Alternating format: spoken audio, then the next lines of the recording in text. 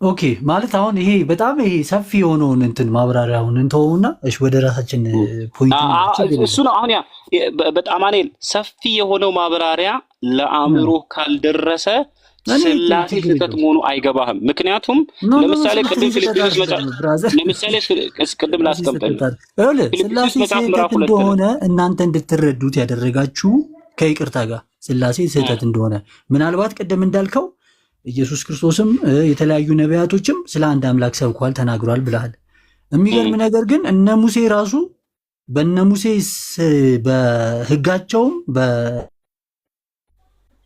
በሕጋቸውም በእርግጥ አሁን እንዴት ብዬ እንዳውስ በሕጋቸውም በነቢያትም ስለ ኢየሱስ ክርስቶስ ተነግሯል። አሁን ያንን እናንተ ያንን ኢየሱስ ክርስቶስን አምላክ ነው ብሎ ለመቀበል እንጂ ነብይ እንደሆነማ እኮ እናንተ ተቀብላችኋል እኮ።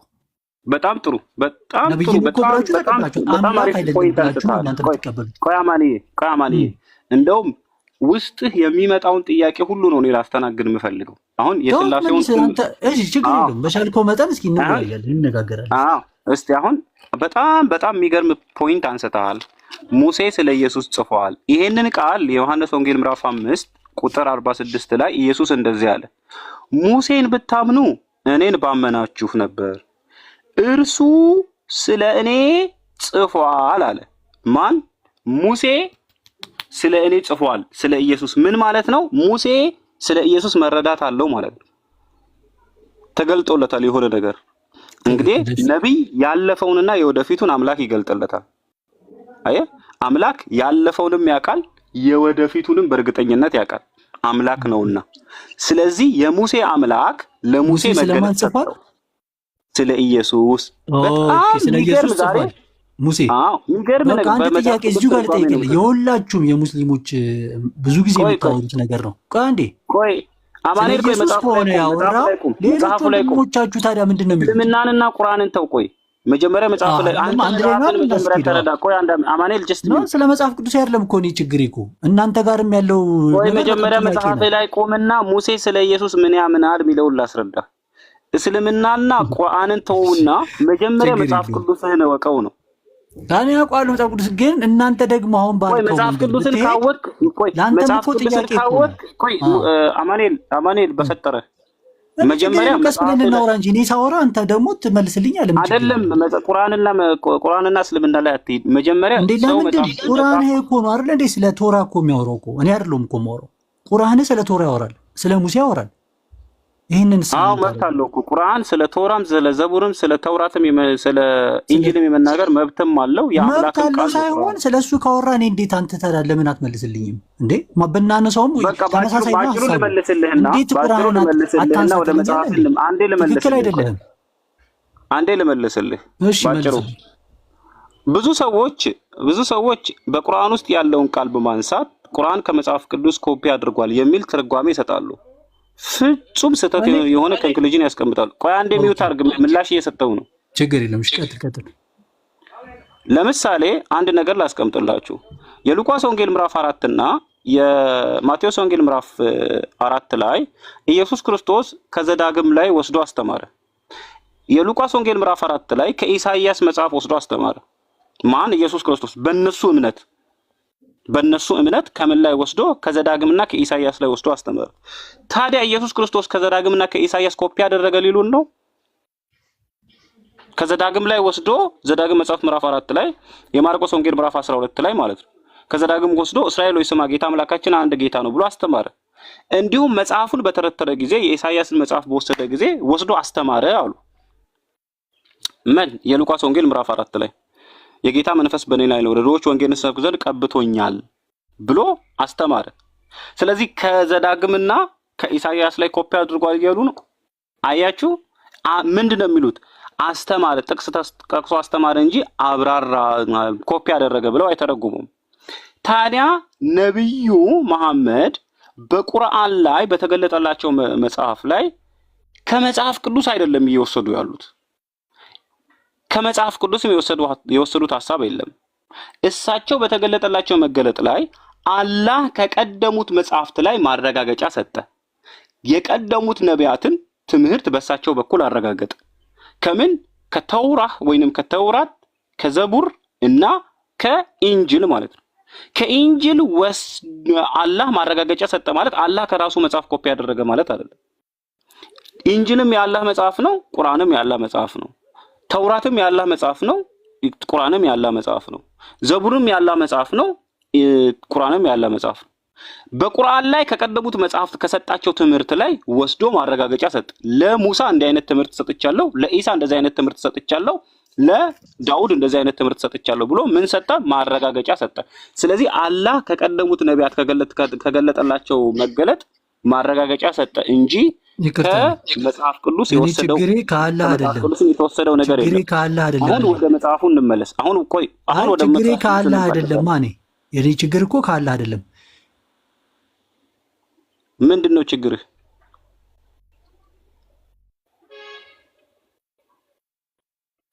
ምንድነው ችግርህ? እሺ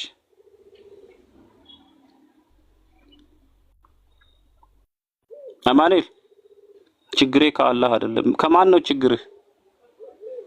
ችግርህ ከሙስሊሞች ነው? ከነብዩ መሐመድ ነው? ከማን ነው ችግር አለው? ችግሬ እኔ ከአላህ አይደለም ችግሬ። ነብዩ መሐመድ ግን የተሳሳተን መልእክት ነው እያስተላለፈ ያለው ነው የኔ ሐሳብ። ኦኬ፣ እሱ ጋር እንመጣለን። ነብዩ መሐመድ የተሳሳተ ትምህርት አላስተላለፉም። ያስተላለፉትን ምንም አይነት መንገድ የለም። ከነብዩ መሐመድ ይልቅ ግን መጽሐፍ ቅዱስ ውስጥ የተሳሳተ ጥቅስና በተለየ መንገድ ሰዎች እንዲረዱት አላህ ማለት የተለየ ሌላ ነገር እንደሆነ እንዲረዱ ነው ያደረገው እንጂ አላህ እግዚአብሔር እንደሆነ የታወቀ ነው። እግዚአብሔር የሚባል አምላክ የለም ወንድሜ። ቆይ እባክህ በቃ ችግር የለውም። እሺ ቀጥል፣ ችግር የለውም። እግዚአብሔር የሚባል አምላክ የለም በመጀመሪያ ደረጃ። እግዚአብሔር ችግር እሱ የስም እንትን ሊሆን ይችላል። ችግር የለውም። እሺ የስም እንትን አይደለም። እግዚአብሔር የሚለው ቃል በራሱ የብሔር ገዢ ወይንም የሀገር ገዢ ማለት ነው። በጥንት ኢትዮጵያውያን ዘንድ ሀገሩን የሚገዛ ዘንዶ ነበር። ያ ዘንዶ ነው። እሱ ሌላ እንትን ነው። ችግር የለውም። እኛ በምንረዳበት እንትን እንለዋለን። ምንም እንትን የለውም። እና አንተ በምትረዳበት መንገድ አይደለም፣ ትክክለኛውን ትምህርት ነው የምትተረጉመው እንጂ ለምሳሌ አቡነ አረጋዊ ይሄ ደብረ ዳሞ የሚባለውን ገዳም በዘንዶ ሲወጡ አይተሃል? ያ ዘንዶ እግዚአብሔር ተብሎ ይጠራል። ገዣችን ማለት ነው እኮ አምላክ አድርገውት ማለት ነው። ስለዚህ የሚለውን ለእሑድም ለሰይጣንም ተጠቅመናል እንዳልከው ክርስትና ክርስቲያኒቲ ወደ ኢትዮጵያ ከመግባቱ በፊት ኢትዮጵያ ውስጥ የሚመለክ ዘንዶ አለ። ገባኝ እኮ ለዛ ስም ሰጥተውት ነው። እግዚአብሔር የሚለውን ስም ሰጥተውት ለእሱ አይደል? ለዘንዶ ዘንዶ ነው እንጂ ዘንዶ ነው ለነሱ እግዚአብሔር እኮ ለነሱ ነው እኮ ዘንዶ ለነሱ እግዚአብሔር ነው እንጂ ዘንዶ እግዚአብሔር አይደለም እኮ። እግዚአብሔራቸው ዘንዶ ነው እኮ ለነሱ ነው እግዚአብሔራቸው እኮ ነው። የታዲያ ዘንዶ ለነሱ እንጂ በቋንቋቸው ፈጣሪ የሆነውን ዘንዶ እግዚአብሔር የገዣችን ብለው ይጠራሉ። ኦኬ እሺ ቀጥል፣ ችግር የለውም። እሺ ኦኬ ወደ መጽሐፍ እንመለስ። ቅድም ምን ብሎ ተናግሯል መሰላችሁ? ሙሴ ስለ ኢየሱስ ጽፈዋል። ስለዚህ ሙሴን ካመንን ኢየሱስን እናምናለን ማለት ነው። ኢየሱስም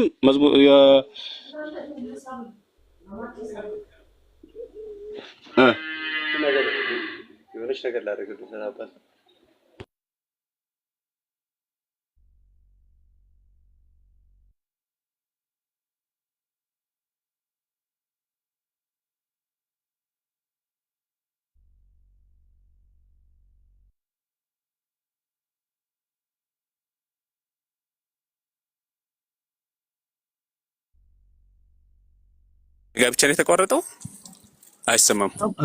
አዎ ተቋርጧል። ዝም ብሏል አብደላ። ኦኬ ላስቀምጥላችሁ። የዮሐንስ ወንጌል ምዕራፍ 5 ቁጥር 46 ላይ እንደዚህ የሚል ቃል አለ። ሙሴ ስለኔ ጽፏል፣ እሱን ብታምኑ እኔን ባመናችሁ ነበር አለ። አሁን ክርስቲያኖች ሙሴን ታምኑታላችሁ፣ የሙሴን እምነትና መረዳት ይዘናል ትላላችሁ። ኢየሱስን በተናገረ ለአይሁዶች ነው የተናገረው። ህግ ለነሱ ነው። አንተ ሙሴን አታምነውም እንዴ? አይ ኖ ህግ ለነሱ ነው የተሰጠው። እየተናገረ ያለው ስለነሱ እኮ ነው። ስለዚህ አንተ መጽሐፍም ህግም የለህማ ጭራሽ። እንደውም ሌላ ሙሴ አትግባ በመጀመሪያ የጠቀስኩልህ የዮሐንስ ወንጌል ምዕራፍ 5 ቁጥር 46 ላይ ያለው ቃል ነው። ጭራሽ ሙሴ እነሱ ነብይ ነው ካልክ አንተ ጭራሽ ነብይም አምላክም የለህም፣ አህዛብ ነህ። ወደ እነሱ ነቢያት ነህ። አህዛብማ እንደሆንኩ በደንብ ነው ጠንቅቄ የማውቀው፣ አህዛብ ነኝ። ስለዚህ አንተ እንደውም እስራኤላዊ ባለመሆንህ ነው። ቆይ አማኑኤል ስማ፣ እስራኤላዊ ባለመሆንህ ስላሴን ታምናለህ እንጂ እስራኤላዊ ስላሴን አያውቅም። ነቢያታቸውም ስለ ስላሴ አላስተማሯቸው። እነሱ እኮ እነሱ ነው ታርጉም ወይንም ታልሙድም ምንድነው ያንተ ችግር ነው እንጂ አንተ ከእስራኤላውያን በነገራችን ላይ የኒቄ ጉባኤ ላይ አይሁዳዊ እንዳልተካተተ ታውቃለህ?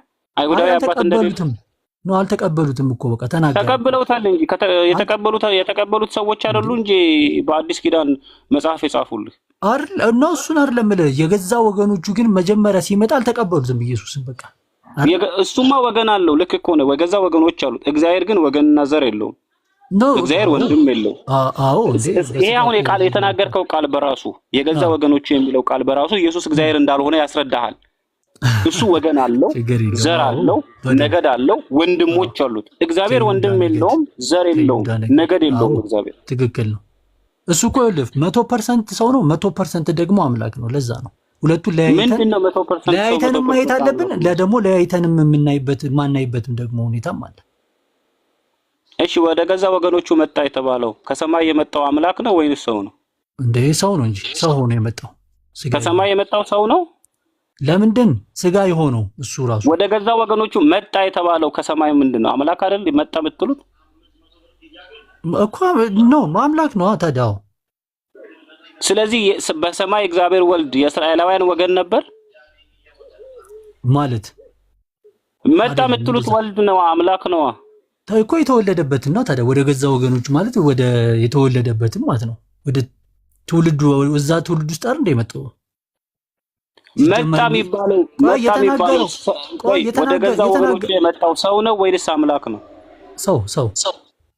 ሰው ነው ወደ ገዛ ወገኖቹ የመጣው። አዎ አምላክ ሰው የሆነው ማለት ነው። ሰው ስጋ የሆነው። ስለዚህ ኢየሱስ አምላክ አይደለም ወደ ገዛ ወገኖቹ የመጣው ሰው ከሆነ ነው። ኢየሱስማ ነገርኩ እኮ 100% ሰው ነው፣ 100% ደግሞ አምላክ ነው። ምንድነው 100% ሰው 100% አምላክ ማለት ፍጹም ሰው ነው፣ ፍጹምም ደግሞ አምላክ ነው። ሁለቱን አንድ ላይ ያያያዘ ማለት ይሄ ደግሞ መሆኑ የሚገርም ነገር ሃይብሪድ ነው። ጀስት እንደ ሃይብሪድ ነው። በሰው መካከለኛ እንዲሆን ያደረገው ራሱ ይሄ ነው። ገብቷል? ኢየሱስ ማለት እግዚአብሔርን የሚያገለግል እግዚአብሔር ነው። መካከለኛ መሆን የቻለ በቃ በሰውና በእግዚአብሔር መካከለኛ መሆን የቻለ ፍጹም ሰው ፍጹም ደግሞ አምላክ የሆነ ገብቷል? በእግዚአብሔር መልክ ሲኖር ነበር እሱ። ኢየሱስ እስቲ ቆይ የሚገባህ እንዲገባኝ የምትረዳውን እንዳውቅ ኢየሱስ ማለት አምላክን የሚያመልክ ሰው አምላክን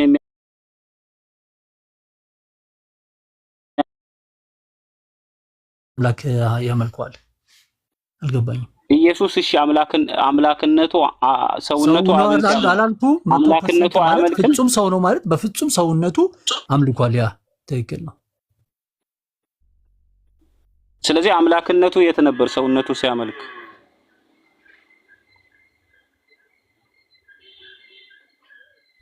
አማኑኤል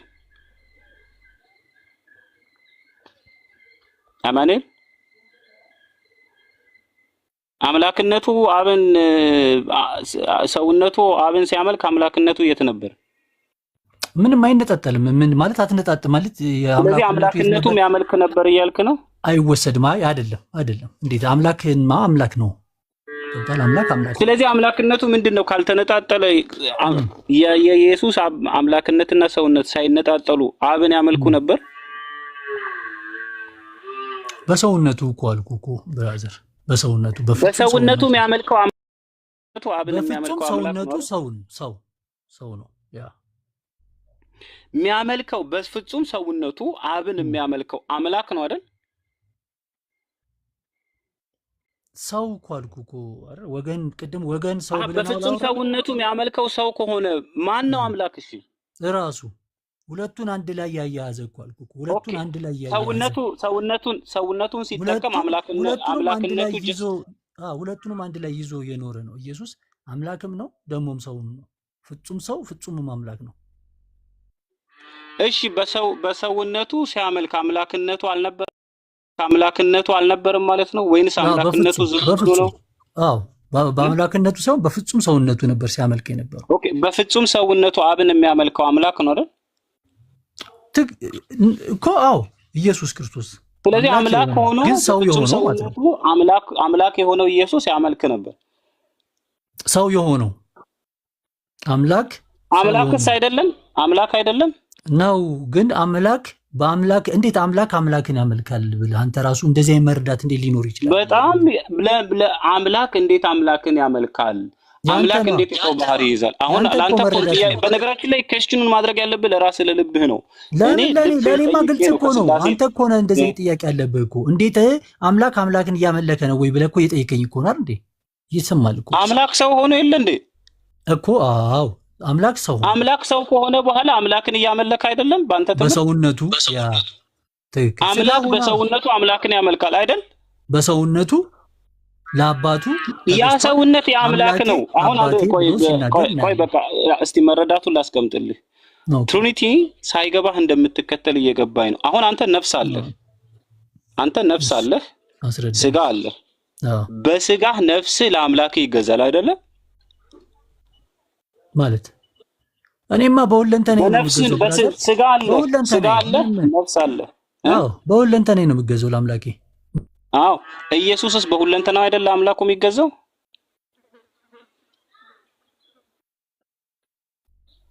አማኑኤል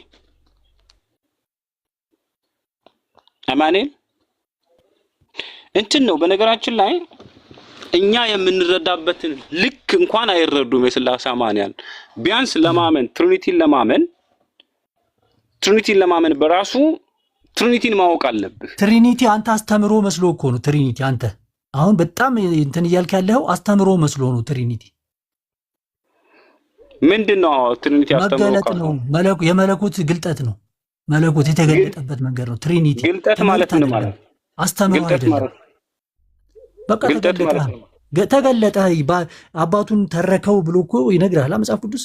በአባቱ ዘንድ በእግዚአብሔር ዘንድ በእሱ መልክ ሲኖር ሳለ ስጋን ለብሶ የባሪያን መልክ ይዞ ሰው መስሎ መጣ እያለ እኮ እየነገረ ነው። ከዚህ በላይ እንዴት ምን አይነት እንትን ነው የምትፈልገው?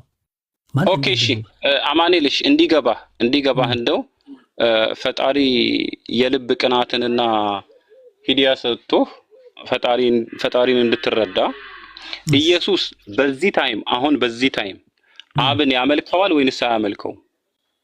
አብን ያመልከዋል ማለት ያገለግላል። በእርግጥ በክህነት አምልኮ ከቤተ ክርስቲያን ጋር አሁን ከቤተ ክርስቲያን ጋር አንድ ነው አይደል? ኢየሱስ ራስ ነው፣ የቤተ ክርስቲያን ራስ ነው። ያ አዎ፣ ቤተ ክርስቲያን ደግሞ አካሉ ናት አይደል? አካሉ ናት። ያ አሁን አካል ከሆነችው ቤተ ክርስቲያን ጋር አብን ያመልካል ወይንስ አያመልክም? እስኪ ማለት መረጃ እየሰጠኝ ቢሆን ጥሩ ነው። በጣም ጥሩ። አሁን አካል ከሆነችው ቤተ ክርስቲያን ጋር አሁን በዚህ ሰዓት እንደሚያመልክ ማስረጃ ልስጥ እኔ። እሺ ዮሐንስ ራእይ ላይ ነው። ለምን የምን ራእይ ላይ ነው? ቃል በቃል ቤተ ክርስቲያን ጋር ያመልካል የሚል ቃል በቃል ነው እንጂ የምሰጥህ ቃል በቃል የዕብራውያን መጽሐፍ ምዕራፍ 2 ክፈት። ዕብራውያን መጽሐፍ ምዕራፍ 2 ቁጥር 13 ላይ እንደዚህ ይላል። እሺ ስለዚህ ምክንያት ስምህን ለወንድሞቼ እነግራቸዋለሁ፣ በማህበር መካከል በዜማ አመሰግንሃለሁ ይላል። ኦኬ በማህበር መካከል ይሄ ማህበር የሚለው ቃል ትርጉሙ ምንድነው? አማኑኤል ምን አንድ ጥቅስ አንድ ክፍል አንድ ቁጥር ብቻ ነው ያነበብኩ። ምን ስለምን እንደሚወራ ራሱ እኔ እስካሁን አልገባኝም። አሁን አንተ ያወራው። ኦኬ ራይነር አለህ እንዴ? ራያን አለህ? አሌክስ አለህ? ሰላም አለይኩም አሌክስ። ወአለይኩም ሰላም። እንዴት ነህ? እንትን ይዘሃል እንዴ? ስልክ አለህ? ይሄንን ከታች ላሉ ሰዎች አለኛ። እስቲ አንዴ ዕብራውያን መጽሐፍ ምዕራፍ 2 ክፈትና ኪንግ ጄምስ ቨርዥን ላይ በእንግሊዘኛ አስቀምጠው እስቲ። በቸርች መካከል እንደሚያመልክ ቸርች ማህበር የሚለውን ቃል በግሪኮ አክሌሺያ በእንግሊዘኛው ቸርች ብሎ ነው የሚያስቀምጠው ማህበር የሚለውን ቃል ማለት እና አሁን በዚህ ሰዓት እያከናወነ ስላለው ነገር ነው የሚናገረው። አሁን በዚህ ሰዓት ነው ከታች ያለ የጥጃዋ ድምጽ ይላል። እኔ እኮ ገጠሬ ነኝ እኮ አርብቶ አደር ነኝ። ለዛ ነው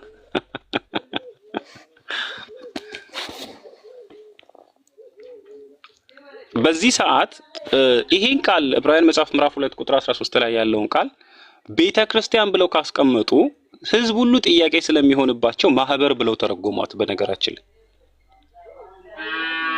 ቤተክርስቲያን ብለው ካስቀመጡ ክርስቲያኖች ራሱ ጥያቄ ይሆንባቸዋል። እንዴ አሁን በዚህ ሰዓት ከቤተክርስቲያን ጋር ያመልካል እንዴ የሚል ጥያቄ እንዳይላቸው የግሪኩን አቅሌሽያ ወይንም ቤተክርስቲያን የሚለውን ቃል በአማርኛው ምን ብለው አስቀመጡ? ማህበር። እኛ ደግሞ እንፈለቅቃለን፣ እንፈትሻለን። በእንግሊዘኛው ቸርች ብሎ ነው ኪንግ ጄምስ ላይ የሚያስቀምጠው። ቆይ እኔ ሃርድ ኮፒውን ላምጣው መሰለኝ፣ አጠገቤ ሃርድ ኮፒ ባይብል ስላለ ኪንግ ጄምስ ቨርዥን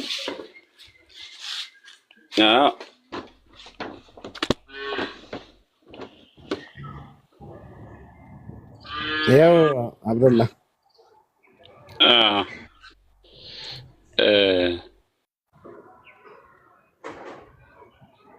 ይታያል። ኦኬ እስቲ ዝቅ አድርገው ወርታች ቁጥር 12 ላይ አድርገው።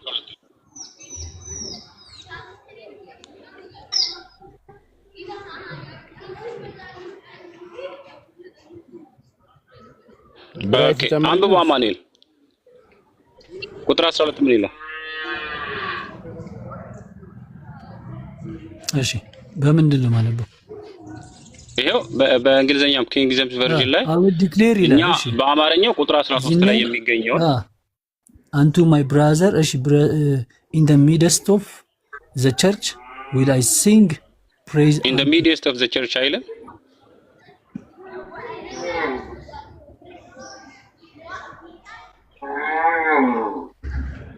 እዚህ ይላል። ቸርች ተብላ በአዲስ ኪዳን የምትጠራው ቤተክርስቲያን ናት አይደለ? ቤተክርስቲያን ኦኬ። አዎ ቸርች ትክክል ነው። ኮንግሪጌሽን ማለት ነው። ኦኬ በቤተክርስቲያን መካከል ኢየሱስ አብን ያመሰግናል እኮ። እንዴት ነው የሚያመሰግነው? ሲጀመር እኮ ማለት እንዴት በምን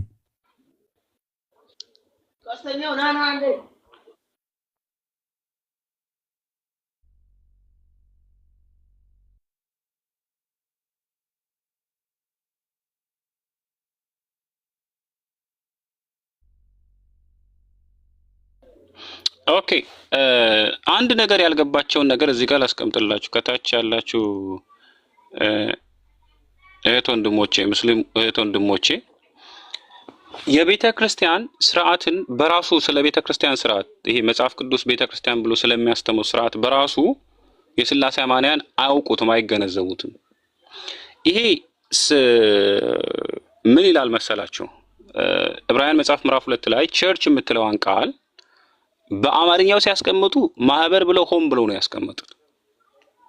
ምክንያቱም ከቤተ ክርስቲያን ጋር ያመልካል ብለው ካስቀመጡ እንዴ ራሱ ከቤተ ክርስቲያን ጋር ካመለከ በምን አይነት ዳይሬክሽን ነው ተመልሶ ደግሞ እሱ የሚመለከው የሚል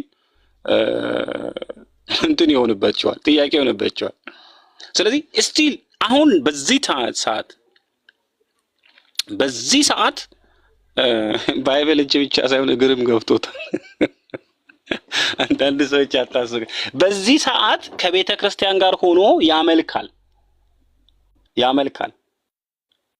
ምን ማለት ነው አምልኮ ማለት ሲባል? እሱ ነብይ ነው፣ ኢየሱስ ነብይ ነው። ታዲያ በሰማይ ሪፕሬዘንት አድርጎ ቆሟል ቤተ ክርስቲያን የምትባለውን አካል የሚል እምነት ነው ያላቸው። ስለዚህ በሰማይ የአምልኮ ሊደር ነው። እኛ የመገለጣችን የመጀመሪያው መገለጥን የተቀበለው ነብዩ መሐመድ ነው ብለን እንደምናምን እነሱ ደግሞ the leader of the church ብለው ይቀበሉታል፣ የቤተ ክርስቲያን አለቃ። ስለዚህ ምን ያደርጋል? እሱ አምልኮንን በመጀመሪያ የሚያቀርበው እሱ ነው። አያችሁ፣ መገዛትንም በመጀመሪያ የሚያቀርበው እሱ ነው። እሱ ያላቀረበውን ነገር ቤተ ክርስቲያን ልታቀርብ አትችልም። እሱ ያላደረገውን ነገር ቤተ ክርስቲያን ልታደርግ አትችልም። እሱ ማያውቀውን ነገር ቤተ ክርስቲያን ልታደርግ አትችልም የሚል እምነት ነው ጳውሎስ ያለው። እነሱ ግን እዚህ ጋር ገና አልደረሱም። አሁን ለኛ መጥተው ሥላሴን ለመስበክ ይሯሯጣሉ፣ ግን የጳውሎስ መረዳት ላይ ገና አልደረሱም።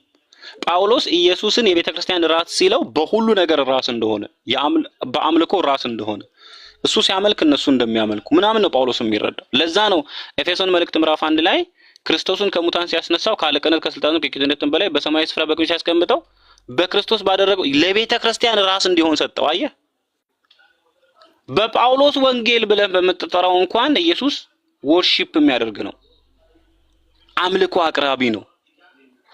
አየህ። ስለዚህ ይሄንን ነገር መረዳት አለብን። መጀመሪያ ከቸርች ጋር ኢየሱስ እንደሚያመልከው መጀመሪያ መረዳት አለ። እነሱ በአማርኛ የሸወዱህን ነገር በእንግሊዘኛው፣ በግሪኩ፣ በቀደሙት ብራናዎች ምናምን እየፈተሽክ ማብላላት ማስተንተን አለብህ። አንተ ጋር በአማርኛው አድርሰውት ነው፣ በመንፈስ ሳይሆን በቋንቋ ነው ያደረሱት። አንተ ጋር የመንፈስን ትርጓሜ ሳይሆን የእነሱን ብልሃት ነው የተጠቀሙት አንተ ጭንቅላት ላይ። ስለዚህ የሥላሴ አማንያህን መንገድና ስህተት አጥርተህ መውጣት አለብህ። ስለዚህ ኢየሱስ ከቤተ ክርስቲያን ጋር ያመልካል። ይሄን ቃል በቃል አሳይቼዋለሁ። አሁን ማመን ስላልፈለገን ይወረድ። ሰው እንዴት መጽሐፍ ቅዱስን አላምንም ብሎ ይታገላል? አሌክሶ መጽሐፍ ቅዱስን አናምንም ግን ወንጌልን ሰብካቸዋል። ረዩ ምንድን ነው ይሄ የሚባለው? እስቲ ሐሳብ ስጡበት ኡስታዝ ጀማል። መርሃባ እንትን ራያና አለ ይቀጥል። እስከዛ ስገድና ተመለስ። ሰላት ካልሰገድክ ሰግደና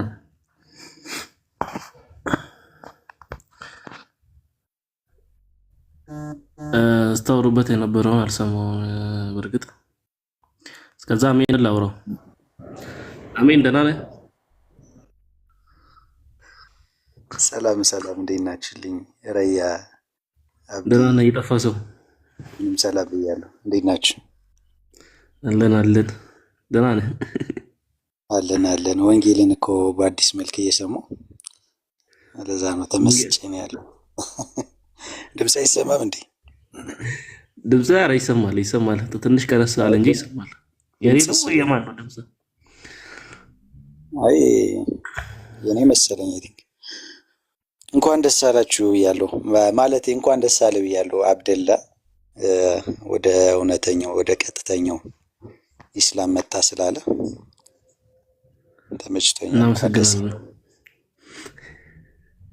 ያለ አይመስለኝም። እናመሰግናለን። ደስ ብሎናል። አንተ በተለይ ደግሞ በጣም ደስ ብሎናል። ምን ጥያቄ አለው?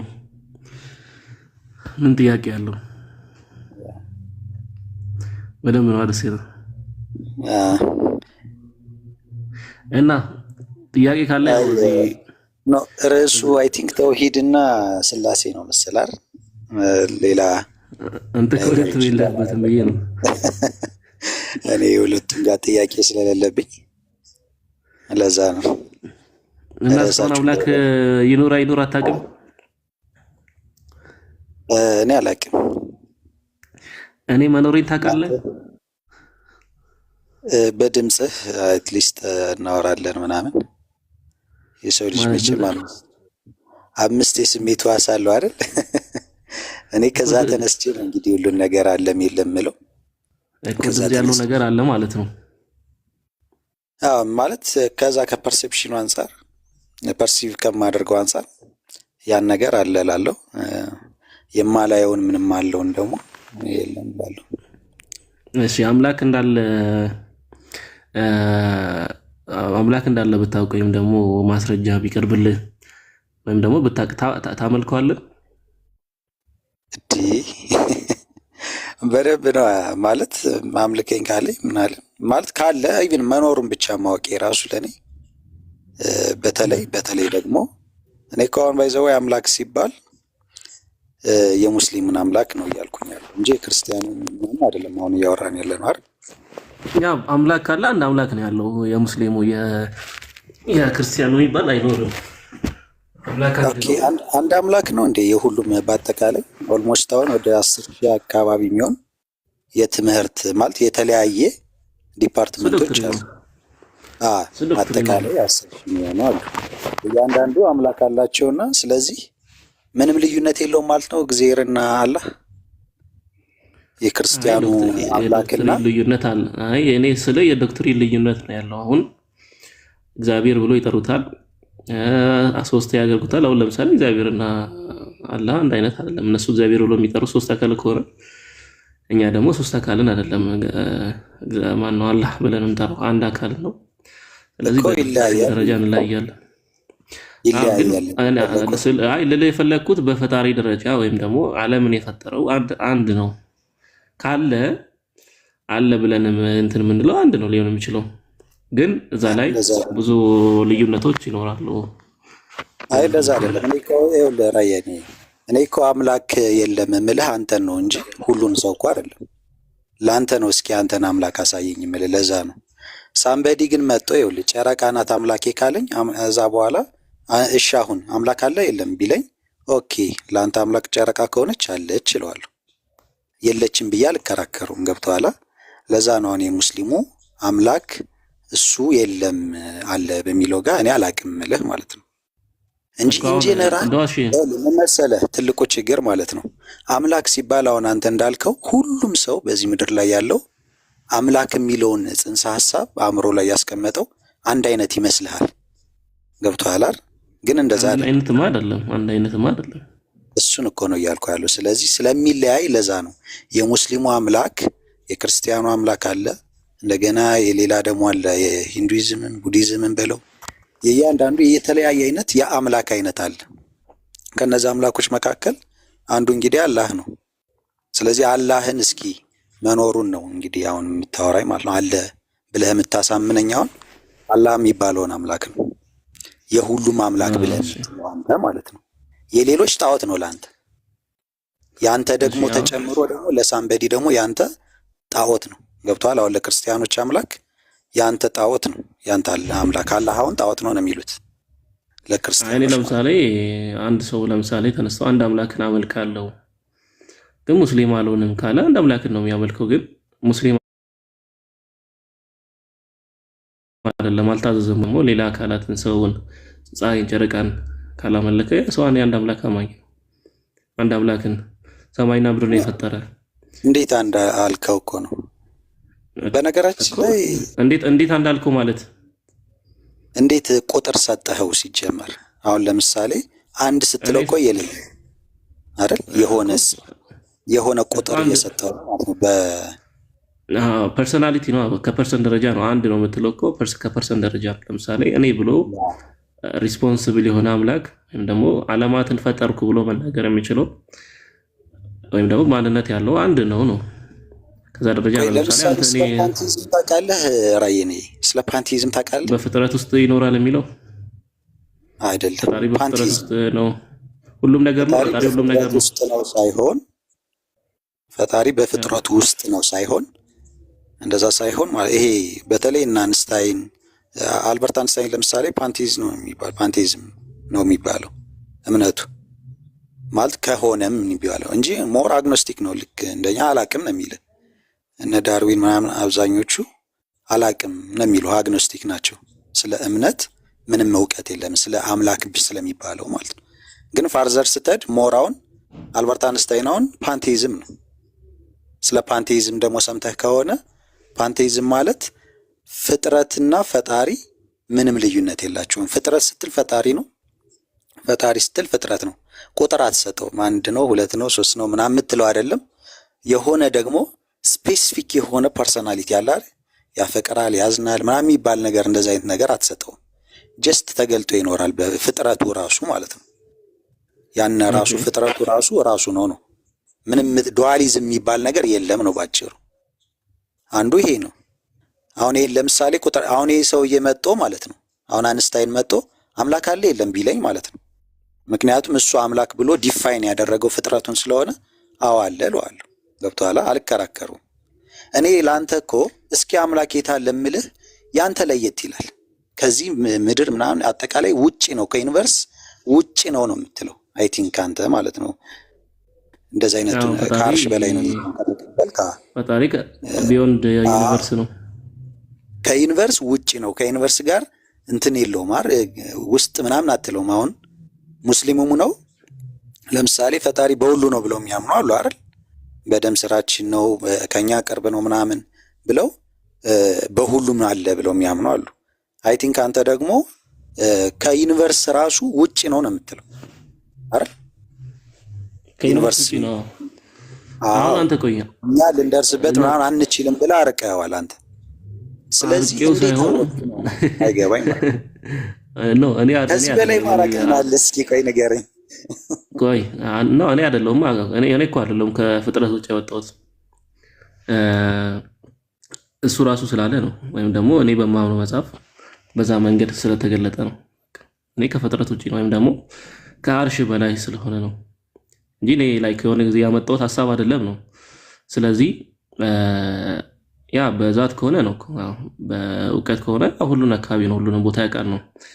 እና አሁን አንተ የሆነ ነገር አለ ለማለት ምንድነው የምትጠቀመው ወይም ደግሞ የምታራግጥበት መንገድ ምንድነው? አለ ለማለት የሆነ ነገር ያው ቅድም እንዳልኩ ነው የሆነ ነገር አለም የለም የምለው እኔን ራሴን እንኳን ማለት ነው አለውም የለውም የምለው እኮ ከነዚህ ከፐርሰፕሽኖች አንፃር ነው፣ ከሴንስ ኦርጋኖቼ ማለት ነው።